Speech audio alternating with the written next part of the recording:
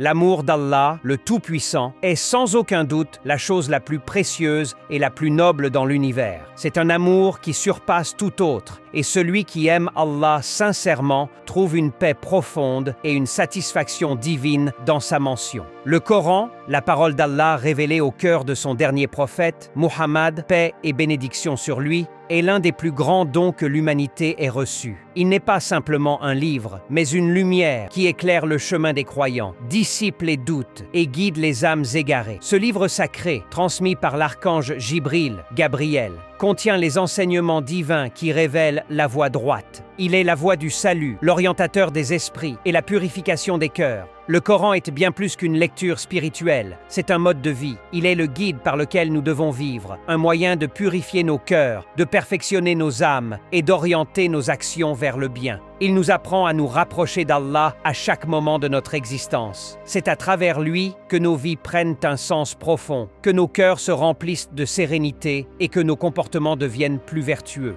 À cet égard, il existe des principes fondamentaux que tout musulman doit observer lors de la lecture du Coran. Permettez-moi de vous les exposer de manière détaillée. L'un des principes les plus essentiels est de lire le Coran avec une intention pure et sincère, uniquement pour plaire à Allah, sans aucune recherche de gloire personnelle ou de reconnaissance humaine. Cette lecture ne doit jamais être un moyen de chercher des bénéfices matériels ou mondains. Le Coran est un moyen de rapprochement avec Allah, et il est essentiel de se rappeler que c'est lui seul qui récompense l'effort sincère. Bien que certains savants autorisent la prise de récompense matérielle pour la lecture du Coran, il est toujours préférable d'aspirer à une récompense spirituelle uniquement, dans l'espoir de recevoir la miséricorde d'Allah. Une autre règle fondamentale est de lire le Coran en état de pureté, à la fois physique et spirituelle. Allah, dans sa sagesse infinie, nous dit dans le Coran « Nul ne touche le Coran, sauf ceux qui sont purifiés ». Le prophète, paix et bénédiction sur lui, a insisté sur l'importance de la pureté avant de mentionner le nom d'Allah, comme un acte de respect envers la parole divine. Cela nous rappelle l'importance de nous préparer avant de lire le Coran et de nous purifier non seulement par l'eau, mais aussi par une purification intérieure de nos intentions et de nos cœurs.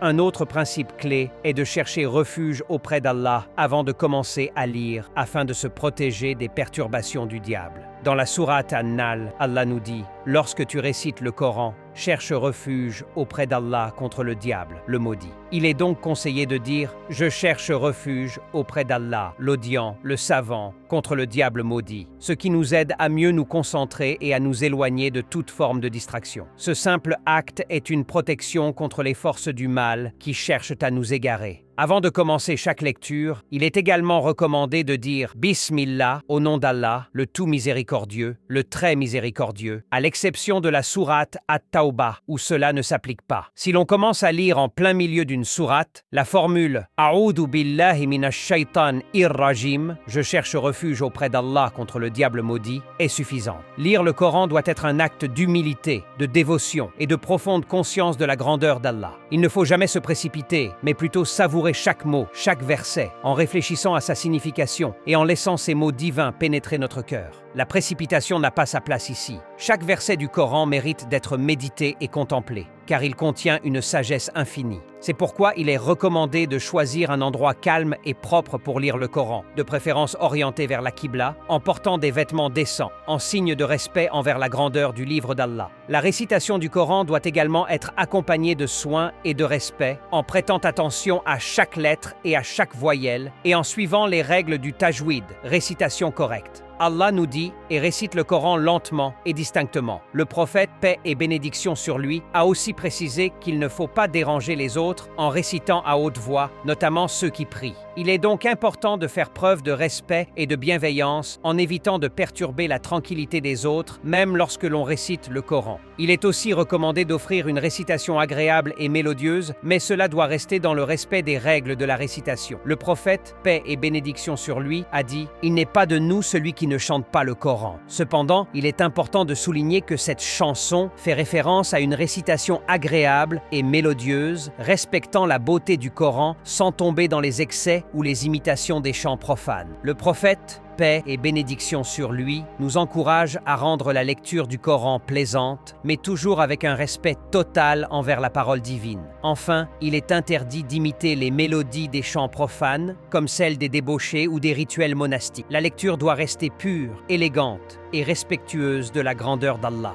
La récitation du Coran doit avoir pour objectif d'élever l'âme et d'apporter une lumière spirituelle, et non de divertir ou de se laisser emporter par des modes extérieurs. Lors de la lecture des versets, il est également recommandé de marquer des pauses. Par exemple, lorsqu'un verset parle de miséricorde, demandez à Allah sa clémence. Lorsqu'un verset évoque la punition, demandez sa protection. Ces pauses permettent de réfléchir à la signification profonde de chaque verset et de renforcer notre connexion avec Allah. Quant aux femmes, elles ne sont pas tenues de porter le hijab ou des vêtements longs lorsqu'elles lisent le Coran, car la lecture du livre sacré n'est pas un acte de prière, mais un acte spirituel privé. Ce qui importe, c'est la pureté de l'intention et du cœur, et non l'apparence extérieure. Ô Allah, accorde-nous la compréhension de ton livre, éclaire nos cœurs par sa lumière, et permets-nous de le lire et de le comprendre de manière à ce que cela te plaise. Fais en sorte que le Coran soit notre guide quotidien, une source de purification et de lumière, que ce livre nous guide vers le bien et qu'il fasse briller la lumière de la foi dans nos vies, nos foyers